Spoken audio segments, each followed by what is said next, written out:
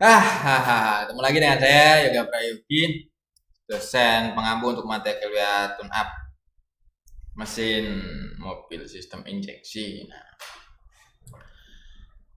beberapa makul yang saya ampu untuk perkuliahan kali ini banyak mengenai tune up. Nah, salah satunya untuk tune up injeksi mobil. Nah, kita langsung aja untuk mengenai perkuliahan, kontrak perkuliahan. Jelas kita nanti melaksanakan 14 kali pertemuan atau 14 topik pembahasan.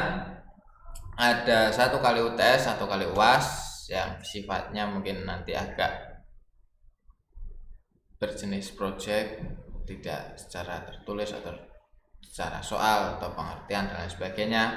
Terus ada tugas individu dan ada tugas kelompok lah. Poin pentingnya mungkin nanti di tugas kelompok, mungkin karena pesertanya berapa, per kelompok hanya 1 atau 2 atau 3 orang. Intinya itu kalian bisa saling bertukar pendapat, saling berbagi informasi mengenai nanti penugasan untuk yang kelompok. Saya harap kalian bisa mengikuti, mau menggunakan media Zoom, mau menggunakan WhatsApp, mau menggunakan apa aja, terserah Anda semua. Yang penting kalian semua bisa berkomunikasi dengan anggota kelompoknya masing-masing. Oke lah, untuk kompetensi dasarnya yang perlu kalian capai untuk tune up mesin injeksi ini, yang jelas kalian mengetahui komponen, mengerti cara kerja mobil injeksi, kerusakan mesin mobil pada injeksi, melakukan pemeriksaan, perawatan, dan perbaikan mesin injeksi. Apa bedanya mesin injeksi mobil dengan motor? Sebenarnya hampir sama, dan yang perlu kalian perhatikan untuk perawatan mobil injeksi itu berdasarkan tahun. Semakin tahun ke sini sistem injeksi semakin kompleks dan semakin terkontrol secara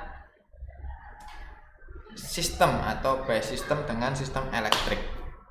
Semua sensor semakin banyak, aktuator semakin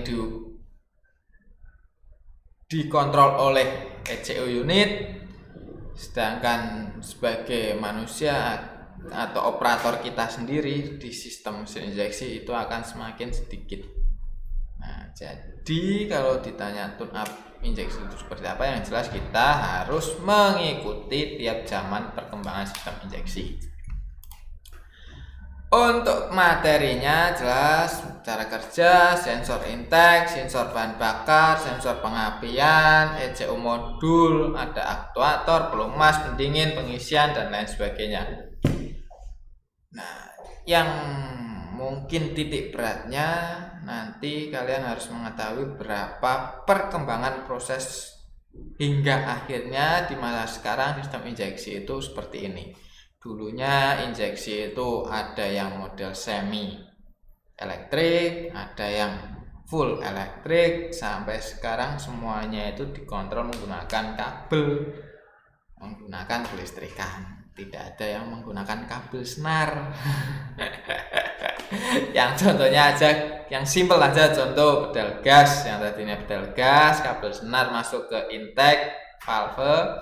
Sekarang pedal gas hanya ada sensor pedal gas yang menggerakkan intake, aktuator intake. Wah, kan semakin berkembang zaman semakin beda perawatannya.